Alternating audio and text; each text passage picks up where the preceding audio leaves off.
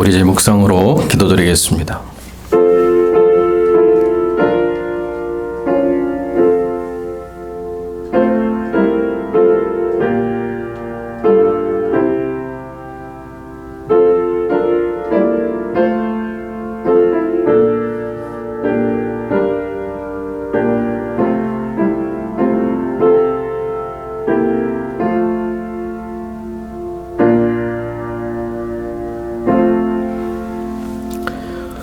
여호와여 일어나옵소서. 하나님이여 손을 드옵소서. 가난한 자들을 잊지 마옵소서.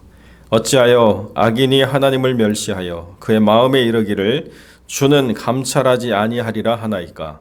주께서는 보셨나이다. 주는 재앙과 원한을 감찰하시고 주의 손으로 갚으려 하시오니 외로운 자가 주를 의지하나이다. 주는 벌써부터 고아를 도우시는 이시니이다. 악인의 팔을 꺾으소서. 악한 자의 악을 더 이상 찾아낼 수 없을 때까지 찾으소서. 여호와께서는 영원 무궁하도록 왕이시니 이방 나라들이 주의 땅에서 멸망하였나이다.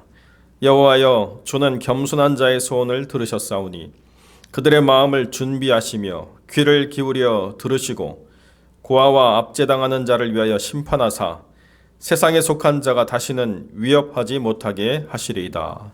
아멘. 우리 함께 신앙 고백드립니다. 전능하사 천지를 만드신 하나님 아버지를 내가 믿사오며 그 외아들 우리 주 예수 그리스도를 믿사오니 이는 성령으로 잉태하사 동정녀 마리아에게 나시고 본디오 빌라도에게 고난을 받으사 십자가에 못 박혀 죽으시고 장사한 지 사흘 만에 죽은 자 가운데서 다시 살아나시며 하늘에 오르사 전능하신 하나님 우편에 앉아 계시다가 저리로서 산자와 죽은 자를 심판하러 오시리라. 성령을 믿사오며 거룩한 공예와 성도가 서로 교통하는 것과 죄를 사하여 주시는 것과 몸이 다시 사는 것과 영원히 사는 것을 믿사옵나이다. 아멘. 우리 함께 기도하겠습니다. 거룩하고 존귀하신 아버지 하나님, 새로운 달 또 새로운 삶의 시간 속에서 우리가 주님을 기억하고 거룩한 예배를 우리가 사모함으로 일상의 삶을 멈추고 주 앞에 나와 신령과 진정으로 예배드리기를 소망하옵나니 우리와 함께하여 주시옵소서. 우리에게 주님 말씀하시고 우리가 토로하는 모든 기도를 들으셔서 응답하여 주시되 우리가 구하는 것보다도 더 풍성하고 온전하게 주님이 채워주시기를 간절히 소망합니다. 거룩하고 존귀하신 아버지 하나님, 하나님께서 뜻하신 바 있어서 이 교회를 세우시고 지금까지 이끌어 인도하셨사오니 아버지 하나님 안에서 이 교회가 더 하나님의 뜻을 잘 분별하며 그 영광을 더 온전하게 담아낼 수 있는 거룩한 교회 공동체로 세워주시고 이끌어 인도하여 주시기를 간절히 소망합니다. 지금까지 신실하게 우리를 이끄신 하나님께서 또 새로운 삶의 시간들 속에서 하나님의 더 크신 은혜와 능력으로 더 구별되고 온전한 하나님의 교회로 세워져 갈 수 있도록 주님 은혜를 베풀어 주시옵소서.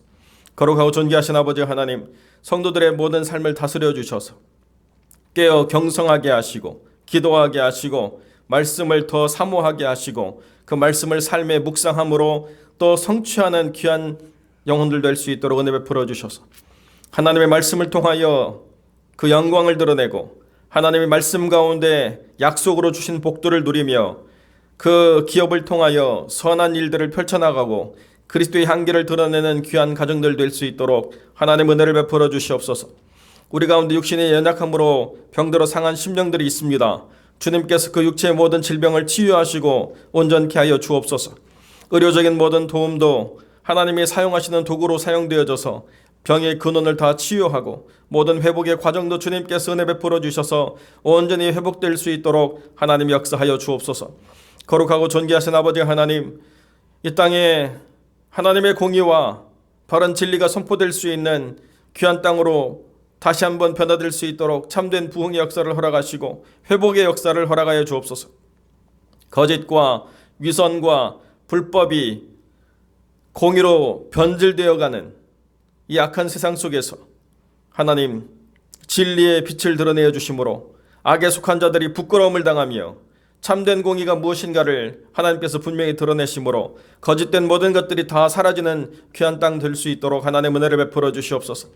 아버지 하나님, 특별히 선교의 모든 현장을 붙잡아 주시고 하나님의 은혜 가운데 그 모든 현장에 친히 역사하여 주셔서 하나님의 영광이 충만한 것으로 그 땅을 채우시고 그들의 모든 궁핍과 필요를 주 앞에 아뢰음으로 말미암아 하나님이 채우시는 역사를 통하여 그 모든 부족함이 하나님을 아는 참된 거룩한 통로로 사용될 수 있도록 은혜를 베풀어 주시고 주를 의함으로 말미암아 풍성한 은혜를 누리는 귀한 삶으로 세워져 갈 수 있도록 하나님 역사하여 주옵소서. 그 땅을 섬기며 돌보며 하나님의 거룩한 증인으로 서는 그 모든 사람들만이 맞서야 되는 많은 어려움들과 고통과 또 환난이 있지만은 결코 무너지지 않게 하시고 든든히 세워져 가게 하시고 오히려 하나님의 이름을 힘입어 그 땅에 참된 생명의 물이 흘러 넘치도록 거룩한 역사를 이루어가는 귀한 종 될 수 있도록 하나님 은혜를 베풀어 주시옵소서. 오늘 귀한 말씀을 듣습니다. 이 말씀이 우리에게 생명이 되고 능력이 되고 또 하나님을 알아가는 참된 빛과 진리 될 수 있도록 하나님 역사하여 주옵소서. 주님이 함께해 주시길 간절히 소망하며 거룩하신 우리 주 예수 그리스도의 이름으로 기도드립니다. 아멘.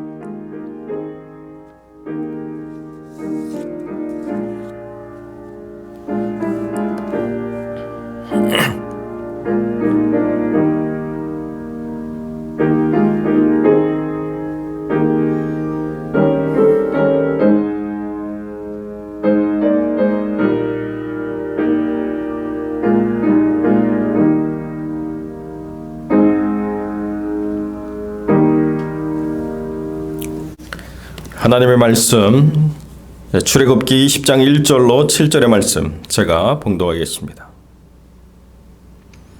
하나님이 이 모든 말씀으로 말씀하여 이르시되 나는 너를 애굽 땅 종되었던 집에서 인도하여 낸 내 하나님 여호와니라. 너는 나 외에는 다른 신들을 내게 두지 말라.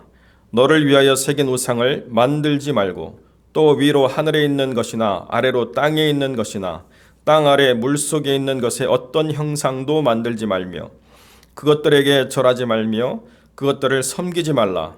나는 내 하나님 여호와는 질투하는 하나님인즉 나를 미워하는 자의 죄를 갚되 아버지로부터 아들에게로 3, 4대까지 이르게 하거니와 나를 사랑하고 내 계명을 지키는 자에게는 1000대까지 은혜를 베푸느니라. 너는 내 하나님 여호와의 이름을 망령되게 부르지 말라. 여호와는 그의 이름을 망령되게 부르는 자를 죄 없다 하지 아니하리라. 아멘. 오늘 본문은 하나님께서 이스라엘 백성들에게 십계명을 주는 그런 내용입니다. 이 십계명은 크게 두 가지 계명으로 좀 나눠져 있는데 1에서 4계명은 하나님에 대한 사랑의 계명이고 5에서 10계명은 이웃에 대한 사랑의 계명으로 좀 되어 있습니다. 학자들에 의하면은 구약에는 약 613가지의 계명이 기록이 되어 있다고 합니다. 그 가운데서 이제 하라고 하는 이 긍정적인 계명은 248개고 하지 말라고 하는 이 부정적인 계명은 약 365개라고 합니다. 그래서 그걸 합치면은 613개가 된다고 합니다. 그래서 이제 이 유대인들은 그것을 일일이 다 조사해서 이제 할 것과 하지 말 것을 그들이 다 분류해서 그들이 그것을 지키고자 했다라고 하는 것입니다. 그렇다면은 이 모든 계명을 한마디로 요약을 하면 무엇일까요? 많은 계명이 있습니다. 뭐 십계명도 있고 또 탈무드도 있고 그 탈무드 안에 또 뭐 미드라세라든지 여러 가지 많은 계명이 있습니다만 그 모든 것을 다 합친다면 무엇이라고 이야기해야 될까라고 우리가 질문하면 그것은 바로 사랑이다라고 이렇게 이야기할 수가 있습니다. 예수님께서는 이 십계명을 이렇게 요약을 했습니다. 마태복음 23장에 보게 되면 내 마음을 다하고 또 목숨을 다하고 뜻을 다하여 주 너희 하나님을 사랑하라 하셨으니 이것이 크고 첫째 되는 계명이고 둘째는 그와 같으니 내 이웃을 내 몸과 같이 사랑하라 하셨으니 이 두 계명이 온 율법과 선지자의 강령이니라라고 이렇게 말씀을 하셨습니다. 예수님께서는 구약에 나오는 그 수많은 계명을 딱 두 가지로 요약을 하셨는데 첫 번째는 하나님에 대한 계명이고 하나님에 대한 사랑에 대한 계명이고 두 번째는 이웃에 대한 사랑의 계명이다라고 이렇게 말씀을 하셨습니다. 그리고 사실은 이제 그것을 하나로 이야기한다면 우리가 사랑이라고 이야기할 수가 있습니다. 그래서 어떤 사람은 성경을 이렇게 쥐고 꽉 쥐어짜면은 피 한 방울이 똑 떨어지는데 그것이 바로 주님의 사랑이 피다라고 이렇게 이야기하는 분도 있었습니다. 물론 이 계명을 지키는 것도 참 중요합니다. 계명을 잘 연구해서 우리가 무엇을 하고 또 무엇을 하지 않는 것도 참 중요하다라고 이렇게 이야기할 수가 있습니다. 뭐 규정을 지키는 것, 이것은 당연히 우리가 해야 될 일이 아닙니까?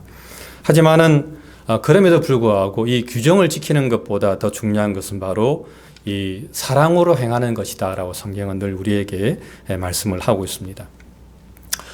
성 어거스틴이 이런 말을 좀 했습니다. 사랑하라. 그리고 그대 마음대로 하라라고 이렇게 이야기했다고 합니다. 저는 처음 이 말을 들었을 때 좀 이해가 되지 않더라고요. 사랑하라. 그리고 그대 마음대로 하라. 이게 무슨 뜻인가라고 좀 생각해 보았습니다. 하지만 이 말을 좀 곱씹어 보니까 좀 이해가 되더라고요. 이 말의 뜻은 무엇을 하든지 사랑의 동기로 하라라고 하는 그런 말입니다. 즉 중요한 것은 사랑으로 하는 것이다라고 하는 그런 뜻이 되겠습니다. 사도 바울은 고린도전서 13장에서 사랑장에서 이렇게 이야기하고 있습니다. 내가 사람의 방언과 천사의 말을 할지라도 사랑이 없으면 소리나는 구리와 울리는 꽹과리가 되고 내가 예언하는 능이 있어 모든 비밀과 모든 지식을 알고 또 산을 옮길 만한 믿음이 있을지라도 사랑이 없으면 내가 아무것도 아니다라고 이렇게 말씀을 하고 있습니다. 그렇습니다. 참 사랑이 없으면 뭐 아무리 사람의 방언을 하고 천사의 말을 하고 예언을 항하고 또 이 산을 옮길 만한 믿음이 있다 할지라도 그것이 아무것도 아니다라고 사도 바울은 이야기하고 있는 것입니다.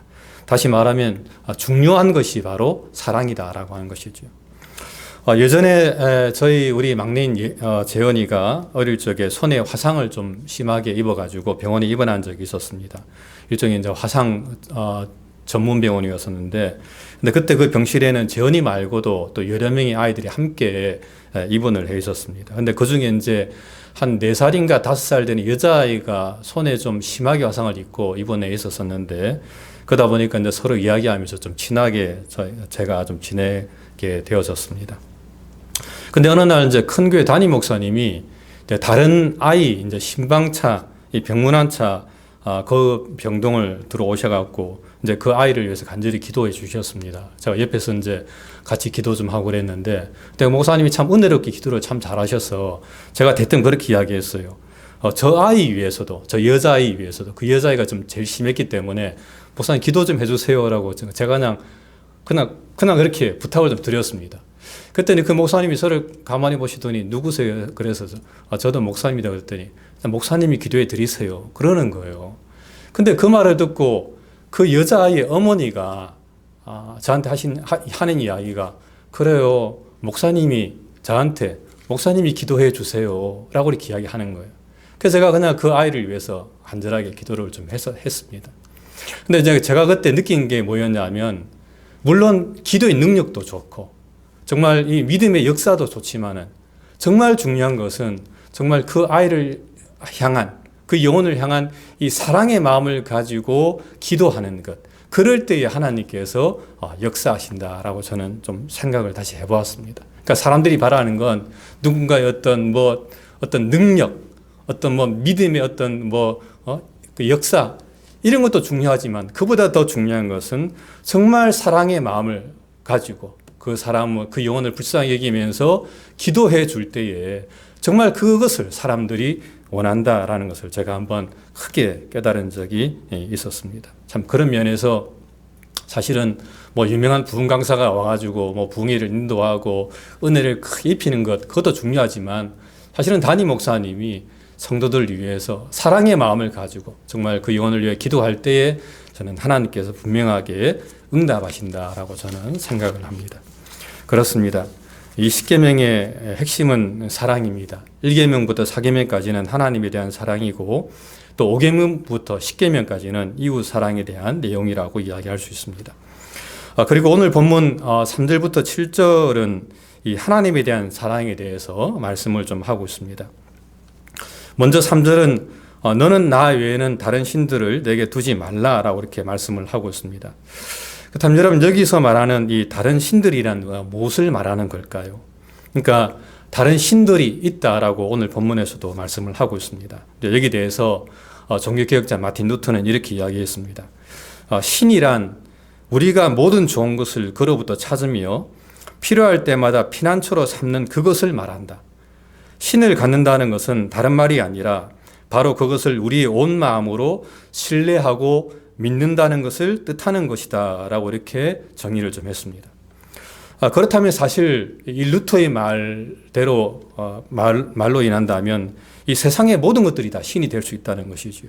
그러니까 즉 과학을 하나님보다 더 신봉하는 사람들은 과학이 그 사람이 신이 될 수가 있는 겁니다. 물질을 하나님보다 더 신뢰하는 사람들은 물질이 그 사람이 신이 될 수가 있는 것이고요.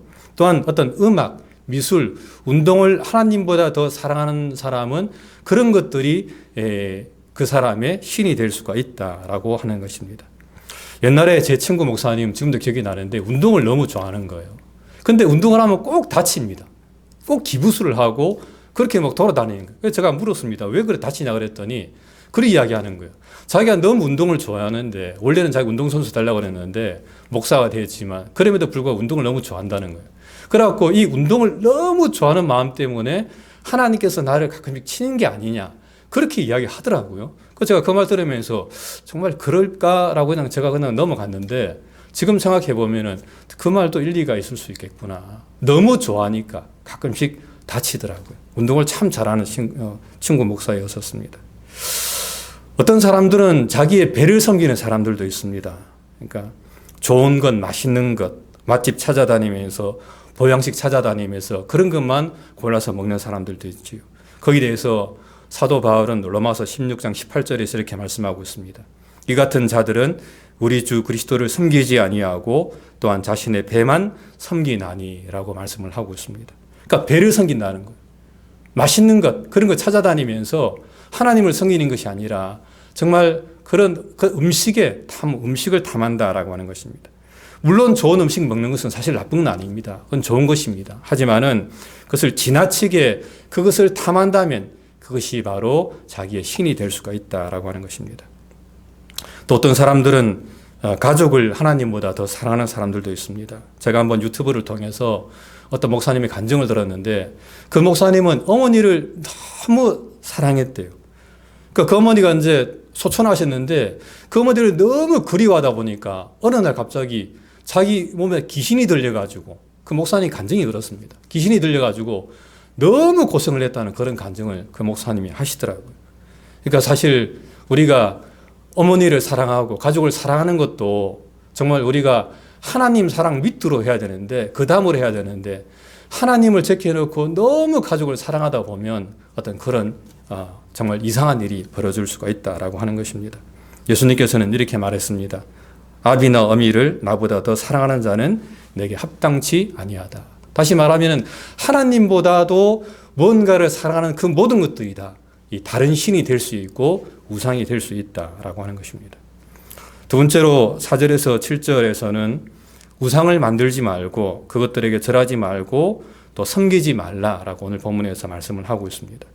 위로 하늘에 있는 것이나 아래로 땅에 있는 것이나 땅 아래 물속에 있는 것에 어떤 형상도 만들지 말고 그것들에게 절하지 말며 그것들을 섬기지 말라라고 말씀을 하고 있습니다. 여러분, 하나님은 어떤 분이십니까? 하나님은 성경에서 사랑이시고 또 거룩하신 분이고 많은 어떤 하나님의 그 존재 명칭이 있습니다만은 또 하나님은 분명히 영이신 하나님이십니다.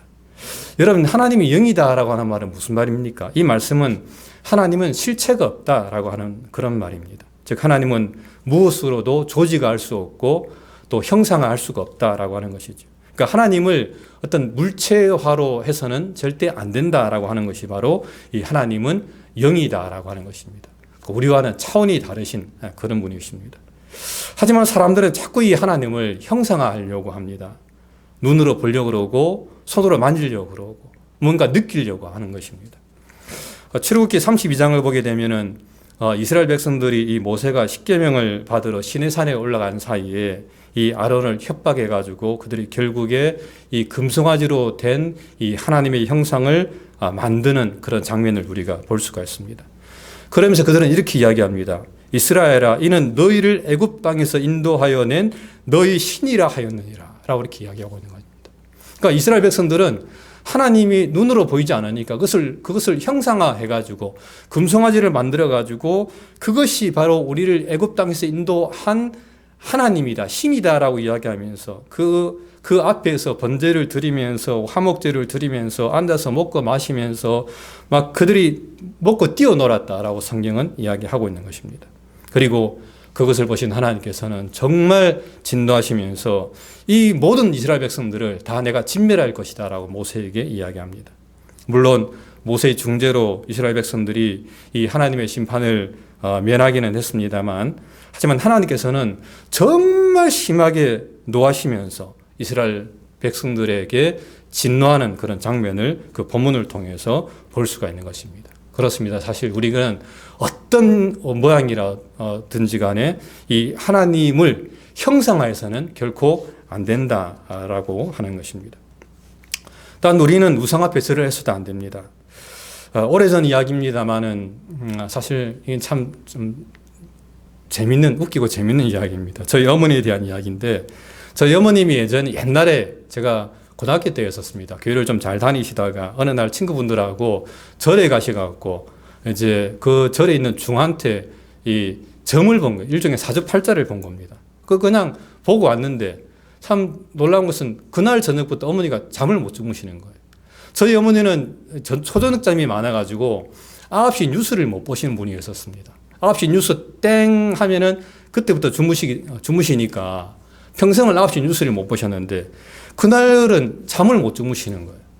근데 그날만 밤을 꼴박 새셨는데 그날만 못 주무시는 게 아니고 월, 화, 수, 목, 금 이 5일 동안 잠을 한숨도 못 주무시면서 어머니가 생활을 하시는 거예요. 그러니까 어머니 그냥 얼굴이 완전 막 난립니다. 머리도 부시시하고 화장도 안 하시고 너무 피곤하시고 어머니 어쩔 줄 몰라 하시는 거예요. 그런 건데 어머니가 토요일 날 이제 친구분들한테 전화를 했습니다. 전화해가지고 야야 내가 잠을 못 자는데 무슨 사변이 이유인지 모르겠다. 아무리 약을 사 먹고 병원에 가봐도 이유를 모르겠고 내가 잠을 못 자겠는데 한숨을 못 자겠다. 이게 어떻게 된 이유인고 그랬더니 그 친구분 하시는 이야기가 야야 네가 믿는 신이 달라서 그런 거 아이가. 네가 교회 다니면서 그날 절에 가가지고 전봐갖고 하나님이 노하신 거 아이가. 그리 이야기하는 거예요. 그 말을 어머니가 들으시고 충격을 받으신 거. 아 그렇구나. 내가 잘못했구나. 내가 교회 다니면서 내가 우상 앞에 가서 절하고 점을 봐갖고 내가 이렇게 되는 건 아닌가라고 생각을 하셔갖고 그날 밤에 어머니가 무릎을 다 꿇고 그 방 안에서 간절하게 하나님께 회개하며 기도했답니다. 하나님, 제가 잘못했습니다. 제가 다시는 안 그러겠습니다. 제가 다시는 절에도 안 가고 또 점 같은 거 사주팔자 안 보겠습니다 하고 간절히 기도했습니다. 그런데 기도하고 난 다음에 딱 잠이 드셔갖고 3시간을 잠을 주무셨다고 그러시더라고요. 그 다음날 아침이 주일날이셨는데 어머니가 일어나셔갖고 아주 밥상을 정갈하게 차리셨더라고요. 그 전까지는 대충 주시더만은 차려갖고 어머니가 우리 3형제인데 앉혀놓고 야야 오늘에 내가 기도할게 하더만 어머니가 간절히 기도하시는 거예요. 좋은 임식 주셔서 감사하고 오늘 주일인데 하나님 잘 섬기겠습니다 하고 간절히 기도하시고 난 다음에 교회 갔다 오셨습니다. 그리고 난 다음에 저녁이 9시 딱 됐는데 그때부터 9시 딱 되니까 잠을 주무시는 거예요. 그리고 평생에 9시 정말 땡 치면 지금도 잠을 잘 주무십니다. 그렇습니다, 여러분. 이 우상을 섬기는 것 우리가 볼 때는 아무것도 아닌 것처럼 생각하지만 결국 그렇지 않습니다. 하나님께서는 우상을 섬기는 것을 정말 너무나도 극도로 싫어하십니다. 그래서 정말 우리가 절대적으로 우상을 섬겨서는 안 됩니다. 오늘 본문에서는 하나님은 질투하시는 하나님이다 라고 말씀을 하고 있습니다. 오직 하나님만 사랑해야지 하나님 말고 다른 것을 사랑하고 다른 대상을 사랑하면 하나님께서는 극도로 질투하신다라고 말씀을 하고 있는 것입니다. 그리고 마지막으로 7절에서는 여호와 이름을 망령되이 부르지 말라라고 말씀을 하고 있습니다. 성경에는 약 26개 정도의 하나님의 이름이 있다고 합니다. 그 중에 유명한 이름들이 야훼, 다른 말로 여호와라 그러죠. 카톨릭에서는 야훼라 많이 부르는데, 아도나이, 엘로힘, 엘로이, 예수, 임마누엘, 퀴리오스, 데오스 그런 이름들이 있습니다. 그런데 그 중에서도 사실 가장 뛰어난 이름 또는 가장 유명한 이름은 바로 이 여호와 야훼라고 하는 이름입니다. 출애굽기 3장에서 하나님은 하나님의 이름이 무엇입니까? 라고 질문하는 모세에게 이렇게 대답했습니다. 나는 아브라함의 하나님, 이삭의 하나님, 야곱의 하나님 여호와라. 이는 나의 영원한 이름이요 대대로 기억할 나의 표언이라 라고 이렇게 말씀을 했습니다. 그래서 사실 이스라엘 백성들은 이 이름을 너무나도 귀하게 여겼기 때문에 1년에 단 한 번 속죄일에 제사장이 사람들을 축복할 때만 이 야훼라고 하는 이름, 여호와라고 하는 이름을 불렀다고 합니다. 또한 이스라엘 백성들은 이 이름을 너무나도 귀하게 여겨서 여러분들 들어보셨겠습니다만 서기관들이 이 사본을 필사하다가 여호와의 이름이 나오면은 그 필사를 멈추고 목욕을 한 후에, 목욕제기라고 그러죠. 한 후에 다시금 한 번도 사용하지 않은 붓으로 그 여호와의 이름, 야훼라고 하는 이름을 필사를 했다고 그럽니다. 우리가 볼 때는 좀 과하다라는 생각이 들지요. 아니 야훼, 여호와 이름 적는데 뭘 또 목욕 제기까지 하고 또 새로운 붓으로 또 적냐라고 이야기할지 모르지만 이스라엘 백성들은 그 정도로 그 여호와의 이름을 소중하게 여겼다라고 하는 것입니다. 하지만 오늘날 참 보면은 많은 사람들이 이 하나님의 이름을 함부로 여기는 것을 좀 보게 됩니다. 옛날에 저도 한국에서 참 많이 봤습니다만은 그 개그맨 김국진 씨가 나와가지고 이렇게 그 이야기 많이 했습니다. 오 마이 갓 하는 이야기 굉장히 많이 했거든요. 그러면 많은 시청자들이 막 깔깔깔 웃고 그랬었습니다. 근데 사실 그것은 정상적인 행동은 아닙니다. 그것은 하나님의 이름을 망령되게 부르는 그런 행위라고 이야기를 할 수가 있습니다. 그래서 제가 최근에 어떤 앱을 통해서 봤는데 요즘은 사람들이 그 앱에서 그래 돼 있더라고요. 오 마이 갓 하지 말고 그냥 오 마이 하든지 또는 오 마이 굿니스라고 해야 된다. 그것이 맞다라고 이렇게 이야기, 이게 적어 놓은 것을 제가 좀 보면서 제가 고개를 좀 끄덕거렸는데, 저희도 그런 부분에서 정말 이 하나님의 이름을 함부로 부르는 것, 이것은 우리가 조심을 해야 되겠다라는 생각을 해보았습니다. 그런데 사실 이렇게 하나님의 이름을 함부로 부르는 것은 세상 사람들뿐 아니고 우리 성도들도 마찬가지라고 저는 생각을 합니다. 즉, 이 하나님의 이름을 너무 그냥 오용한다라고 하는 것이죠. 어떻게 보면 이 하나님의 이름을 부르면서 함부로 맹세하는 것, 이것도 사실은 잘못된 것이라고 이야기할 수가 있습니다. 내가 하나님께 맹세합니다 라고 이렇게 쉽게 맹세를 이야기하는 것, 이것도 하나님의 이름을 정말 망령되이 부르는 것이다 라고 이야기할 수가 있습니다. 또는 하나님의 이름을 부르면서 남을 속인다든지 하나님의 이름을 부르면서 싸우고 다투는 이 모든 행위가 다 이 하나님의 이름을 망령되이 부르는 그런 행위라고 이야기를 할 수가 있습니다. 그러므로 우리는 정말 이런 것들을 조심하면서 정말 내가 하나님의 이름을 내가 오용하고 함부로 부르고 망령되이 부르면서 하나님의 이름을 더럽히고 있지는 않은가 우리는 생각을 해야만 합니다. 예수님께서는 주기도문을 통해서 이 하나님의 이름에 대해서 이렇게 말씀을 했습니다. 하늘에 계신 우리 아버지 이름이 거룩히 여김을 받으시오며, 예수님께서는 그 무엇보다도 이 하나님 아버지의 이름이 거룩히 여김을 받게 해달라라고 먼저 기도한 것을 볼 수가 있습니다. 그렇습니다, 여러분. 이 여호와 하나님 이름은 크고 높으신 이름입니다. 그러므로 우리는 그 이름을 정말 경외함으로 부르고 경외함으로 찬양하며 경외함으로 그 이름을 높이는 그런 삶을 살아야 되는 것입니다. 찬송가 101장에 보게 되면 천지에 있는 이름 중이라는 그런 찬송가가 있습니다. 우리 김 목사님, 제가 처음에 왔을 때에 저보고 제가 그것을 김 목사님한테 가르쳐 드렸다고 그러는데 저는 기억이 안 나더라고요. 근데 그럼에도 불구하고 목사님 그래 말씀하시니까 내가 그렇게 했는갑다라는 생각을 좀 했었습니다. 그런데 그 1절에 보게 되면 이런 가사 내용입니다.